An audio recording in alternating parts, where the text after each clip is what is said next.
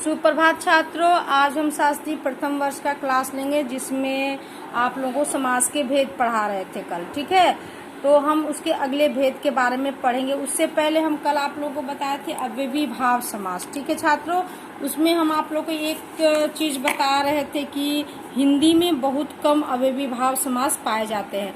जितने भी हम उदाहरण दिए अव्ययी भाव समास का, उसमें सारे शब्द जो थे वो संस्कृत के थे। ठीक है, तो कुछ हिंदी में भी होना चाहिए था, तो हिंदी में बहुत कम है, जिसको हम बता देते हैं आप लोगों को।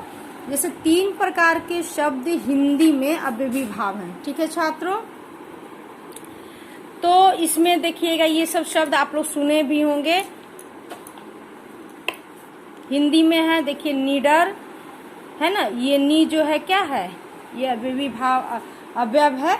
निधड़क, भरपेट, भरदौड़, अनजाने, ये सारे शब्द जो हैं ये सब हिंदी के अव्ययी भाव समास हैं। ठीक है, उसके बाद आगे उर्दू में देखेंगे छात्रों, उर्दू, फारसी और अरबी में। इसमें जैसे हर रोज, जिसको हम लोग प्रतिदिन ही संस्कृत में कहते हैं, हर रोज, हर साल, बेशक, बेकायदा, बखूबी, नाहक। नाहक मतलब होता है बेकार, है ना।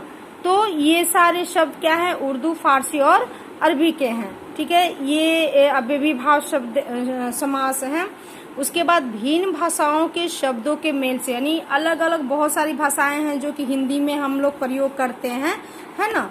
तो जैसे हर घड़ी, हर दिन, बेखटके, ठीक है, बेकाम, ये सब क्या है, ये सारे अलग अलग, मान लीजिए इसमें कुछ पुर्तगाली शब्द होंगे कुछ, इसलिए इसको भिन्न भाषाओं के शब्दों से के मेल से जो बने हैं शब्द, ये सारे क्या है, अव्ययी भाव समास है। ठीक है छात्रों, उसके बाद हम देखते हैं कि संज्ञा के द्विरुक्ति वाले शब्द अव्ययी भाव होते हैं। जैसे द्विरुक्ति मतलब एक ही शब्द को 2 बार बोलना, है ना।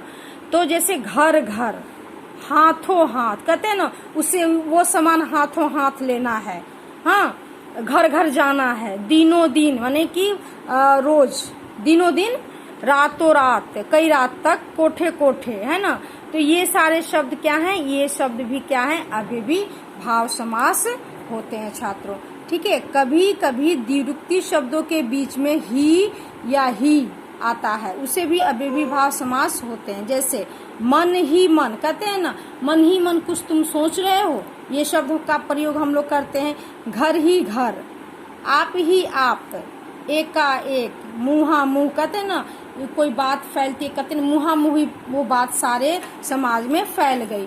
तो ये सारे शब्द भी जो हैं छात्रों, वो क्या हैं, अव्ययी भाव समास होते हैं। ठीक है, उसके बाद देखिए छात्रों, संज्ञाओं के समान अवयवों की द्विरुक्ति से भी अव्ययी भाव समास होते हैं। जैसे बीचों बीच, कहते हैं ना, खेतों के बीचों बीच, है ना, रोड के बीचों बीच का, ये सारे शब्द का प्रयोग हम लोग धड़ल्ले से करते हैं। धड़ाधड़, पहले पहल, पहले पहल, अच्छा पहले पहल हम उसके यहाँ गए थे, बराबर, धीरे धीरे, ये सारे शब्द भी क्या है छात्रों, अव्ययी भाव समास हैं। ठीक है, उसके बाद हम देखेंगे कुछ अन्य उदाहरण, जैसे अनुरूप, अनुकूल, अतिकाल, आकंठ। अनुरूप कहते उसके समान, अनुरूप, अनुकूल उसके समान, कि ये हमारे अनुकूल, मौसम जो है हमारे अनुकूल है, कहा जाता है। इन शब्दों का प्रयोग हम करते हैं।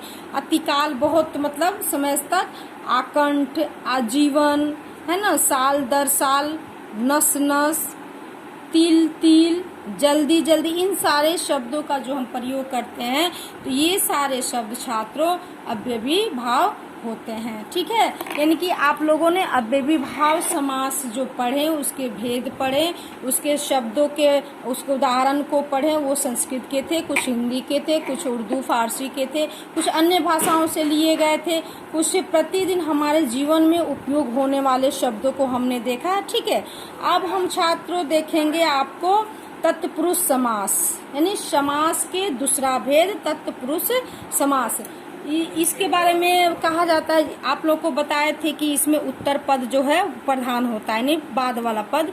जैसे जिस परिभाषा देखें छात्र, जिस समास में उत्तर पद यानी अंतिम पद की प्रधानता होती है, उसे हम तत्पुरुष समास कहते हैं। इस समास को पहचानने का तरीका यह है कि दोनों पदों के बीच में कारक की विभक्ति लुप्त रहती है। यानी कि जैसे कि उसमें क्या था, अव्ययीभाव समास में क्या था कि राजा का पुत्र, उसमें काल लुप्त हो जाएगा तो शब्द बन जाएगा राजपुत्र। लेकिन इसमें क्या है कि राजपुत्र होता है और उसमें विभक्ति लुप्त रहती है। जैसे राजपुत्र, राजा का पुत्र, दानवीर, दान में वीर कौन है, कर्ण, है ना। पथ भ्रष्ट, पथ से भ्रष्ट।